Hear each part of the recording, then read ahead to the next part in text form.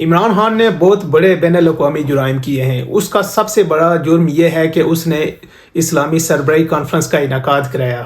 اس کا دوسرا بڑا جرم یہ ہے کہ اس نے اقوام متحدہ میں کھڑے ہو کر اسلاموفوبیا، ناموس رسالت اور کشمیر پر بات کی۔ عمران خان کا تیسرا بڑا جرم یہ ہے کہ اس نے آزاد خارجہ پالیسی بنانے کی کوشش کی تھی۔ اس کا چوتھا بڑا جرم یہ ہے کہ اس نے صاحب بہادر کو اڈے دینے سے انکار کر دیا تھا۔ اس کا پانچواں بڑا جرم یہ ہے کہ اس نے مغربی ممالک سے لوٹی ہوئی دولت کی واپسی کا مطالبہ کیا تھا۔ اب آ جاتے ہیں عمران خان کے ملکی جرائم کی طرف۔ تو عمران خان کا ملک میں سب سے بڑا جرم یہ ہے، جس پر اس کے لیے فرد جرم بھی بنتی ہے، کہ اس نے ملک میں صحت کارڈ لایا۔ اس کا دوسرا بڑا جرم یہ ہے کہ اس نے ملک میں نئے ڈیم بنانے کی کوشش کی۔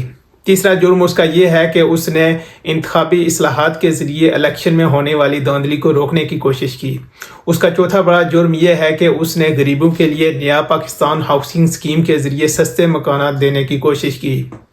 اس کے علاوہ اس نے سب سے بڑا عمران خان کا جرم یہ ہے کہ اس نے یکساں تعلیمی نصاب کے ذریعے پورے ملک میں ایک انقلاب لانے کی کوشش کی۔ عمران خان نے جہاں جہاں اس کی اپنی صوبائی حکومتیں تھیں وہاں پر بلدیاتی الیکشن کرائے، جس کی وجہ سے دوسری صوبائی حکومتیں بھی مجبور ہو گئیں کہ وہ اپنے صوبوں میں بلدیاتی انتخابات کرا کے عوام اختیارات کو نچلی سطح پر منتقل کریں۔ چلیں، اگر عمران خان کو ہمیشہ کے لیے سیاست میں آنے سے روکنا ہی تھا تو اسے 5 سال پورے کرنے دیے جاتے، اور اس کے بعد ہم کبھی بھی اس کو ہمیشہ کے لیے پاکستان میں حکومت میں آنے سے ہمیشہ کے لیے روک دیا جاتا۔ تو ایسی کون سی جلدی پڑی تھی کہ اس کو یکدم ہی صرف 3.5 سال کے بعد ہی اچانک ہی اسے حکومت سے اس طرح نکال دیا گیا، جس کی وجہ سے پاکستان کے نوجوانوں میں بہت مایوسی پھیل گئی ہے۔ آپ دیکھیں کہ 7.5 لاکھ نوجوان پچھلے سال پاکستان کو چھوڑ کر چلا گیا ہے۔ پاکستان جو ہے، پاکستان کی تاریخ ایسی ہے کہ پاکستان کا بطور ملک کوئی تاریخی پس منظر نہیں ہے۔ ہم تو صرف 75 سال ہماری ساری عمر ہے۔ پاکستان دنیا کا واحد ملک ہے کہ جس میں جب بھی بات ہوتی ہے تو ہمیشہ، جب بھی کوئی پاکستان کے بارے میں بات کرتا ہے تو وہ ہمیشہ پاکستان کے وجود کے بارے میں بات کرتا ہے۔ مثلا جب آپ بھی نوجوانوں سے سنیں، کسی سے بھی تقریروں میں سنا، تو وہ یہی کہتے ہیں جی کہ جب بھی کوئی بات ٹھیک نہیں دیکھتے تو وہ یہی کہتے ہیں جی کہ کیا پاکستان اس لیے بنا تھا۔ اب یہ بات کوئی اور کسی اور ملک کا شہری کبھی نہیں کہتا ہے۔ مثلا اگر ایران کا کوئی بندہ بات کرے گا تو وہ ایران میں آنے والے انقلاب پر ہی بات کرے گا جی کہ کیا انقلاب ایران میں انقلاب اس لیے آیا تھا۔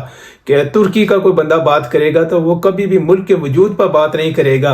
یا افغانستان دیکھیں، کتنا مشکلات میں گرا ہوا ملک ہے، اس نے کتنی جنگیں دیکھی ہیں، بالکل ختم ہو گیا ہے، لیکن اس کا حقیقت ہے ایک ملک ہے، اس کی ہزاروں سال پرانی تاریخ ہے۔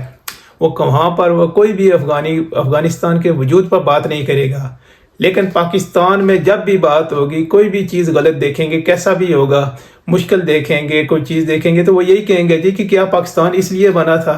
کیا اس کا مطلب ہے کہ پاکستان میں جب بھی بات ہوتی ہے، پاکستان کے وجود پر بات ہوتی ہے، تو پاکستان جو ہے اس کا کوئی تاریخی پس منظر نہیں ہے۔